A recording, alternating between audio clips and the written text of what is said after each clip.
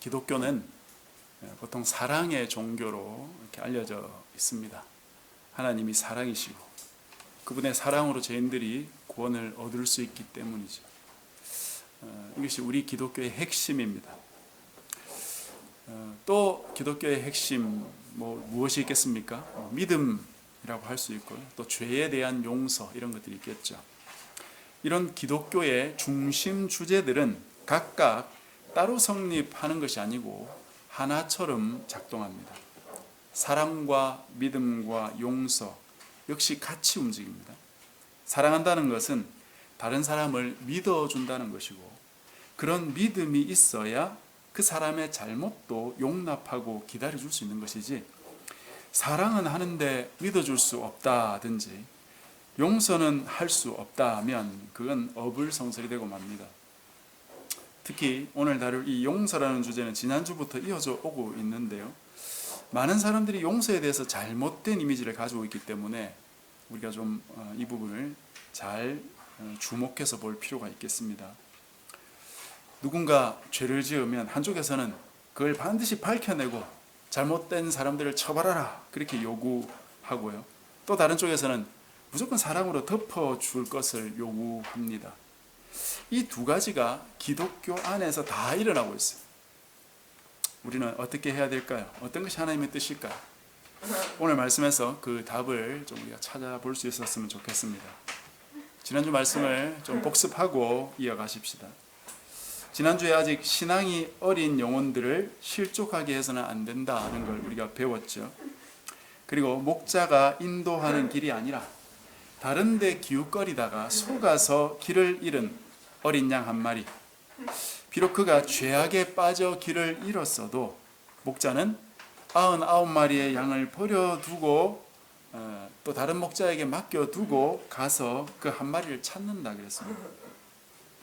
그 이유는 14절에서 말씀하셨듯이 작은 자 중에 하나라도 잃는 것은 주의 뜻이 아니기 때문이죠. 이 말씀을 오늘 우리에게 적용하는 것이 오늘 본문입니다. 지난주 본문과 차이점이라 한다면, 지난주는 하나님께서 한 마리 양을 찾으러 가신다면 오늘은 그렇다면 우리는 그 잃은 양을 어떻게 대해야 될 것이냐 하는 그런 내용이에요. 즉 우리가 죄 지은 다른 형제 또는 자매를 어떻게 대해야 할 것이냐, 그것에 대한 내용이다 이겁니다. 15절 한번 보십시오. 네 형제가 죄를 범하거든 가서 너와 그 사람과만 상대하여 권고하라. 만일 들으면 네가 네 형제를 얻은 것이요, 만일 듣지 않거든 한두 사람을 데려가서 두세 증인의 입으로 말마다 확증하게 하라. 만일 그들의 말도 듣지 않거든 교회의 말하고 교회의 말도 듣지 않거든 이방인과 세리같이 여기라. 사실 별로 어려운 내용은 없고요, 꽤 명확한 말씀을 하셨기 때문에 몇 가지만 보충하면 되겠는데요. 제일 먼저 이 상황은 형제라고 부르는 누군가의 죄의 처리에 대한 문제죠. 그러니 교회 내에서 벌어지는 문제라고 볼 수 있습니다. 그리고 여기서 내 형제가 죄를 범하거든 이라고 했는데, 이 문장에서 내 형제가 내게 죄를 범하거든 이라고 할 수 있습니다. 그렇게 본다면 이 피해를 본 당사자인 너가 가서 직접 그 사람과 상대하여 권고하라고 하셨기 때문에 당사자가 이 문제를 처리해야 된다 하는 것이 들어가 있는 것입니다. 다른 사람이 대신 처리하는 것이 아니라 본인이 피해를 받은 당사자가 직접 그 일을 처리해야 한다라고 말씀하고 있다는 것입니다. 물론 대부분의 피해자들은 직접 일을 처리하고 싶을 거예요. 그러나 상황에 따라서는 그것을 드러내는 것이 부담스럽다든지 부끄럽다든지 이런 식으로 해서 그냥 덮어두고 싶을 그런 부분도 있을 수 있을 것입니다. 그럴 때라도 그렇게 하지 말고 문제를 제기해야 한다는 것을 일단은 우리가 기억해야 되겠습니다. 그리고 그렇게 해서 문제가 처리되지 않으면 어떻게 하라고 했습니까? 두세 증인을 대동하고 가서 다시 그 문제를 처리하도록 시도해야 되고, 그렇게 해도 안 되면 교회 전체의 말에서 함께 대응해 나가야라 이렇게 말씀하시는 것이죠. 여기서 두세 증인은 당시 법정에서 요구하던 기본적인 증인 숫자입니다.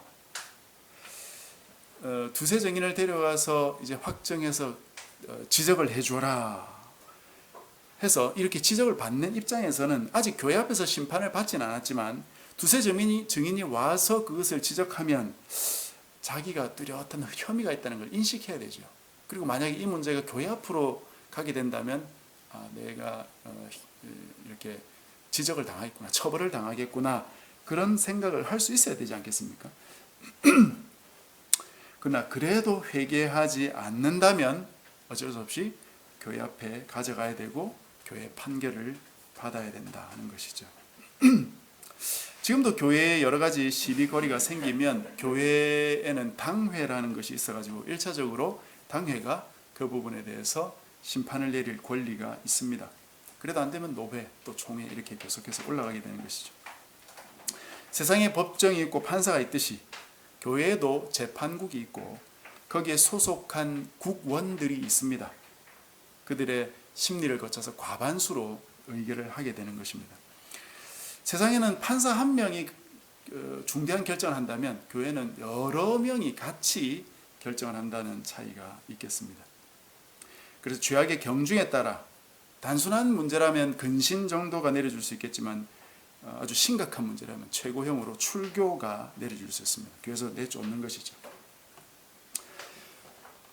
이런 내용에서 우리가 알 수 있는 것은 한 형제 또는 자매의 죄를 덮고 넘어가서는 안 되고 그것을 반드시 해결해야 한다는 것을 주님이 말씀하고 있다는 것이죠. 이것을 우리가 분명히 해야 되겠습니다.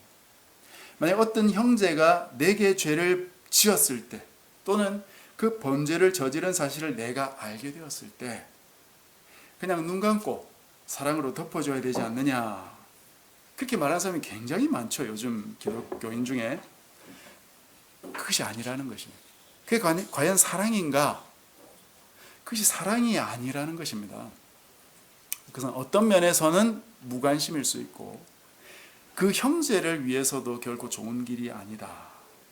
주님은 할 수 있는 한 모든 수단을 사용해서 그 죄악에 대항하기를 명령하고 계시고 그 죄악을 뿌리 뽑아야 된다는 걸 말씀하고 있다는 것입니다.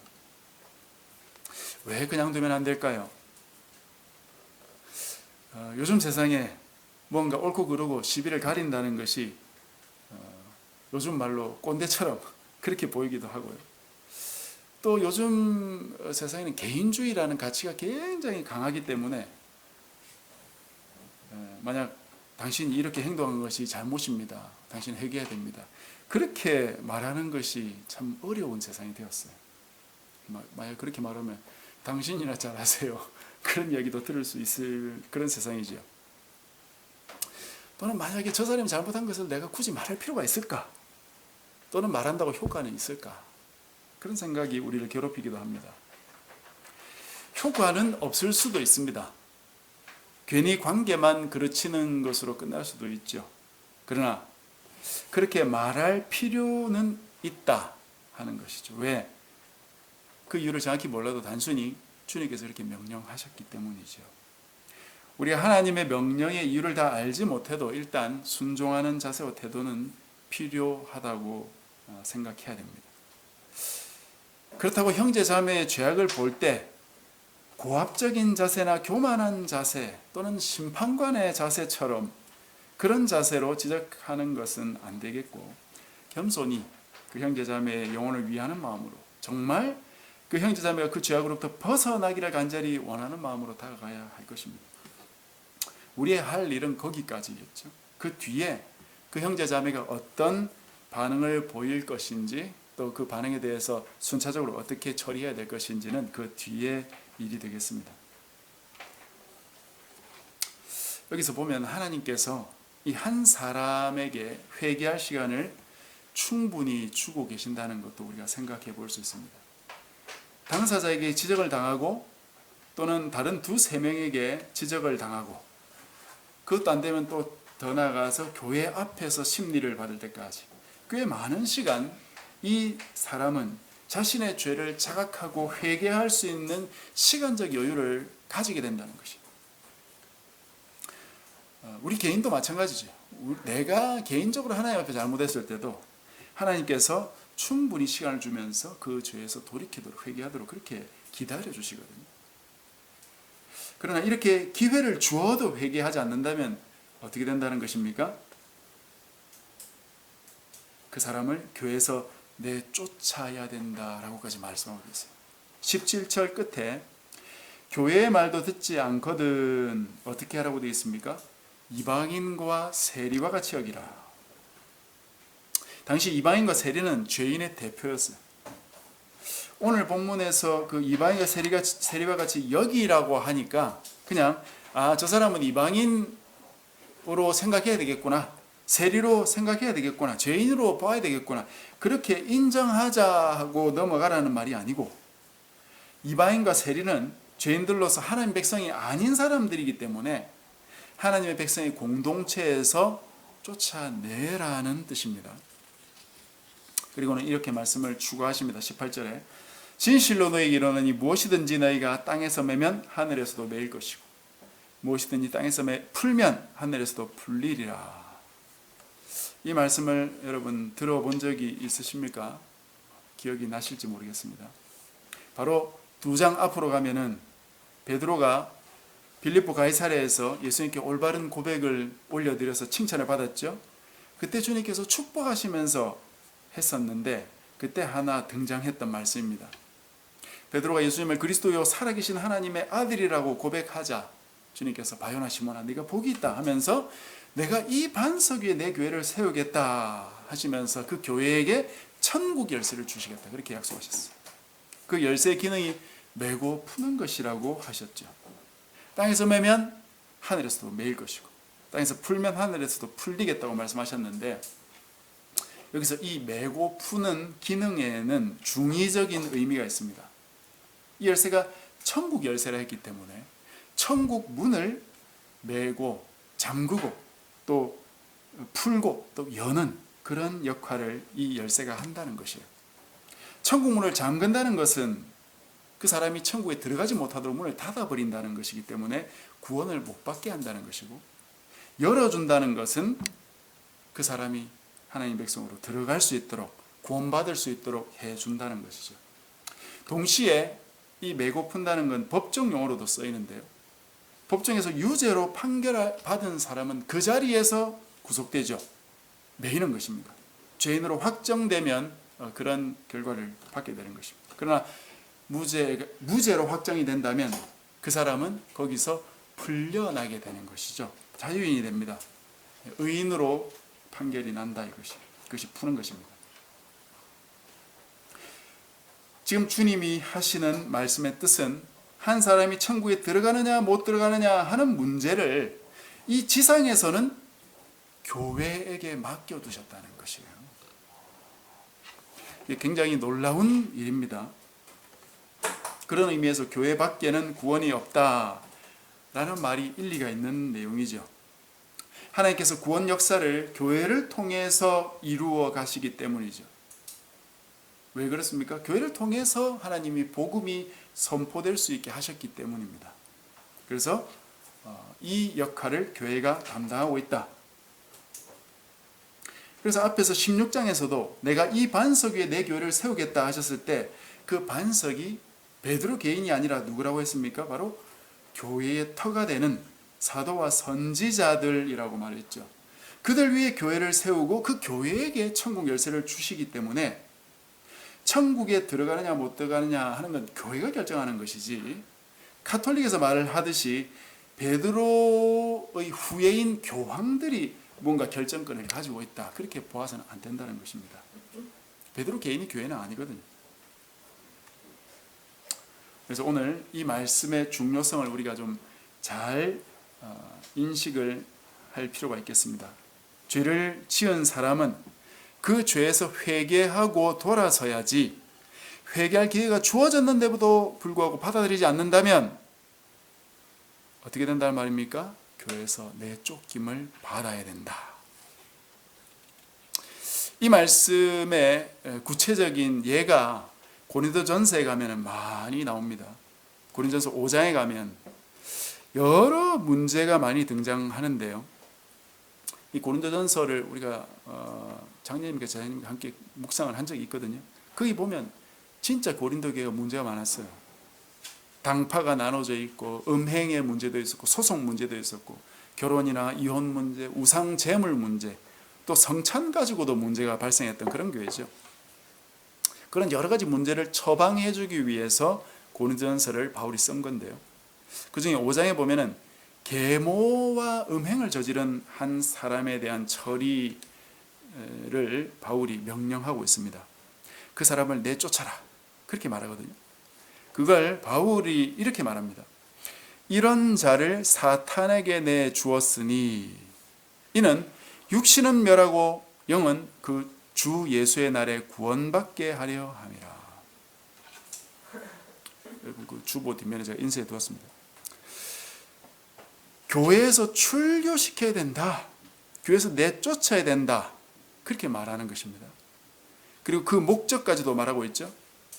그건 그냥 이 형제가 죄를 지었으니 더 이상 교회에 들어오지 못하도록 내쫓는 정도가 아니라 일정 기간 교회에 들어오지 못하도록 해서 예배도 못 드리고 말씀도 못 읽고, 이 당시에는 이제 회당이나 또는 모임에 와야만 말씀을 들을 수 있으니까요. 개인적으로 말씀을 들고 다닐 수 없으니까. 또 성찬도 참여하지 못하게 해서 영적인 갈망 속에서, 굉장한 영적인 갈망을 느끼게 해서 그 사람으로 하여금 회개할 수 있는 그런 시간을 주는 것이에요. 그래서 그 사람의 육신은 멸하고, 죄 짓는 그런 육적인 욕망은 멸하고 영이 구원받도록 자신의 육을 쳐서 복종시키고 영을 살리도록 그런 시간을 주는 것이다. 그 기능이 바로 교회에서 내어 쫓는 기능입니다. 내어 쫓아라고 해가지고 아예 뭐 담쌓고 지내라는 그런 말이 아니라 교회에서 내어 쫓아서 회개할 수 있는 시간들을 준다 이거죠. 그러나 그렇게 해서도 이 사람이 회개하고 돌아오지 않는다면 사실은 방법이 없죠. 영혼이 끝나는 것이. 그러나 그 뒤에 자기가 자기 잘못을 깨닫고 인정하고 돌아와서 회개하면 교회가 받아들여 줄 수 있다 하는 것입니다.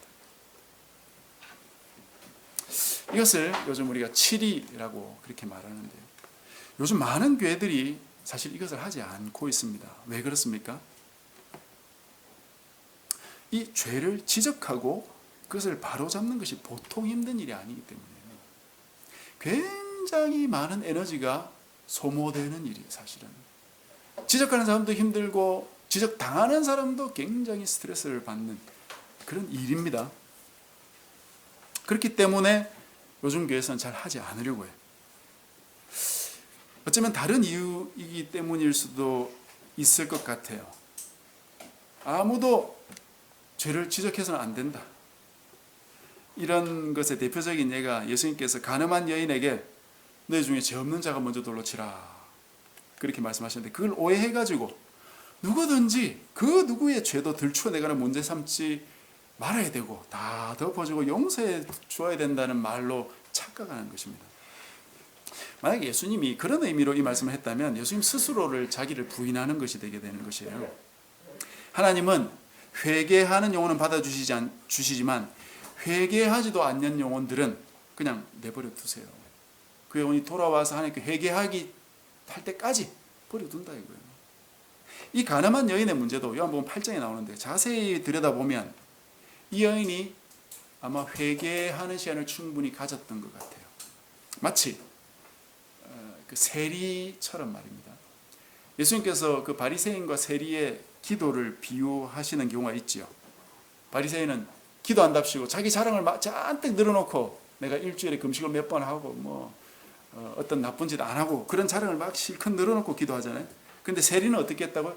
감히 하늘을 쳐다보지도 못하고 자기 가슴을 치면서 주님 나는 죄인입니다. 나를 용서해 주십시오. 그렇게 기도했다고 하지 않습니까?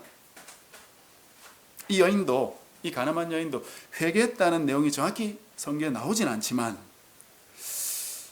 예수님께서 죄 없는 자가 먼저 돌로 치라 그리고 나서 어떤 일이 벌어졌어요? 한두 사람 돌아갔죠. 그죠? 이 그녀를 향해서 돌을 던지려 했던 사람들이 한두 명 돌아가는 그 시간 동안 이 여인의 내면에 어떤 변화가 일어나지 않았을까 하는 생각을 우리가 해볼 수 있습니다. 어떻게 그런 생각을 할 수 있느냐? 다 이 사람들이 돌아가고 나서 예수님이 이렇게 묻죠. 그 돌 던지려는 사람들이 다 어디 갔냐? 그랬을 때 이 여인이 뭐라 합니까? 주여 없나이다. 이렇게 대답했어요. 이 여인이 예수님을 주님이라고 불렀다 이거예요. 랍비 또는 선생이라고 얼마든지 부를 수 있거든요. 그런데 주님이라는 단어를 사용했어요. 이때 이 주님은 제자들이 예수님을 향해서 부르던 명칭과 똑같은 명칭이에요. 그러니까 예수님에 대해서 단지 선생이나 랍비가 아니라 어떤 하나님의 거룩한 아들이심을 이 여인이 고백하고 있는 그런 장면이다 이것입니다. 그래서 아마도 이 여인이 그 시간 동안에 내면에 어떤 변화가 일어나서 회개한 것이 아닐까라고 생각하는 것도 무리가 아니라는 생각이 듭니다. 주님은 우리 모든 죄를 사실은 용서해 주실 수 있고 용서해 주십니다. 다만 자신의 죄를 인정하고 회개할 때 용서해 주세요. 그렇지 않고 자신의 잘못도 모르고 누가 지적해도 인정하지 않고 회개하지 않는다면 기회를 주고 하시다가도 끝까지 돌아오지 않으면 끝내버렸어요. 주님은 굉장히 오랫동안 기다리면서 기회를 많이 주세요. 그러나 그것이 끝이 아니고 끝까지 돌아오지 않으면 끝내버리는 시점이 있다는 것입니다. 여러분 그걸 기억하셔야 돼요. 그것이 바로 이렇게 교회에서 내쫓아라 하시는 말씀과 연결되어 있는 것입니다. 그리고 그 밑에 19절 말씀도 교회의 이 권세를 하나님께서 인정해 주시겠다는 뜻이지 19절 말씀을 기도와 연관 지으면 안 됩니다, 여러분. 20절도 동일하게 교회의 치리에 대해서 교회가 그 형제를 내쫓는 것에 대해서 하나님도 증인으로 그곳에 함께 하셔서 그런 어떤 시행을 확정해 주시겠다는 의미지 그걸 곡해해서 주님이 우리하고 계신다는 것이 그냥 마냥 은혜스럽게 해석하려고 한다는 것은 문맥을 오해하는 그런 해석입니다. 문맥을 따라서 우리가 해석해야 된다는 걸 여러분 잘 기억하셔야 됩니다. 그리고 그 뒤에 21절부터 끝까지 나오는 비유는 저번에 한번 다룬 적이 있기 때문에 제가 흐름만 조금 말씀하고 그렇게 말씀을 정리하려고 합니다. 15에서 20절까지는 회개하면 용서하고 회개하지 않으면 치리한다고 말씀하시다가 갑자기 21절부터 모든 죄를 용서해 주겠다고 말씀하시는 것처럼 보이잖아요. 그죠? 그게 아니다는 것이에요. 오늘 우리가 읽었던 본문 전체를 누가복음 17장에 가면 단 2절로 요약해 놓은 부분이 있습니다. 제가 인쇄해 둔 부분을 여러분 한번 보십시오. 누가복음 17장 3, 4절 그걸 한번 다 같이 한번 읽겠습니다. 시작. 너희는 스스로 조심하라. 만일 내 형제가 죄를 범하거든 경고하고 회개하거든 용서하라. 만일 하루에 7번이라도 내게 죄를 짓고 7번 내게 돌아와 내가 회개하노라 하거든 너는 용서하라. 그렇게 돼 있죠. 아주 깔끔하게 오늘 우리가 한 20절 넘게 읽었던 그 본문을 단 2절로 요약해 두었어요. 회개하노라 하면 용서하라. 그렇게 말씀하고 계십니다. 그렇지 않거든 경고하라고 그렇게 말씀하고 계시죠. 이 21절 이후에 나오는 그 본문에서도 만달란트 빚진 자가 주님께 와서 주인에게 와가지고 참아주셔서 갚겠습니다. 그렇게 말했죠. 그것이 회개입니다. 회개. 그리고 100데나리온 빚진 자도 역시 그 만달란트 빚진 자한테 와서 똑같이 말했죠. 두 사람이 다 회개를 한 것이에요. 그러나 주인이 만달란트 빚진 자를 불쌍히 여겨서 탕감해 주었고 용서해 주었지만 이 만달란트 탕감받은 사람은 겨우 100데나리온 빚진 자를 용서하지 않고 처벌해 버렸다 이거예요. 만달란트라는 엄청난 죄를 지어도 회개하면 주님은 용서해 주지만 회개하지 않고 자신의 죄도 모르고 그렇게 큰 용서를 받은 것에 대한 감사도 할 줄 모르고 악행만 저지른다면 하나님은 어떻게 하신다는 말입니까? 용서해 주신 것도 취소할 수 있다는 뜻입니다, 여러분. 여러분, 이런 이야기 아마 조금 어색할지 모르겠어요. 하나님이 이랬다고 저랬다 하시나? 여러분, 하나님 그렇게 기계적으로 보시면 안 됩니다. 우리와 똑같이 하나님도 인격을 가지고 계신 분이기 때문에 주님의 뜻과 계획도 하나님 얼마든지 바꾸세요. 하나님의 크신 뜻을 이루기 위해서 하나님은 사람의 어떤 반응이나 사람의 행동을 보고 계속해서 그들을 바꿔가기 위해서 하나님의 뜻과 계획도 계속해서 바꿔가면서 사람을 다루십니다. 그래서 우리가 하나님 앞에서 어떻게 이 회개 또 용서에 대한 자세를 가져야 되느냐, 그런 것을 잘 기억해야 되겠습니다.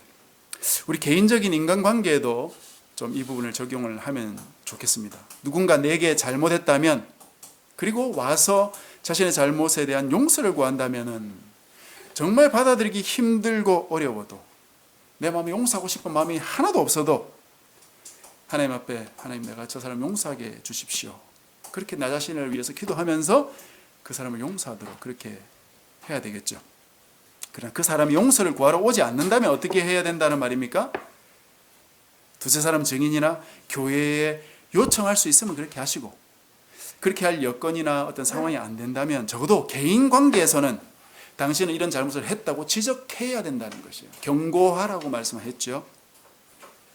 반대로 내가 누군가에게 잘못했다면 어떻게 해야 되겠습니까? 가서 나의 이런 잘못을 용서해 주십시오, 내가 그때 이것은 잘못한 것 같습니다, 그렇게 용서를 구해야 된다.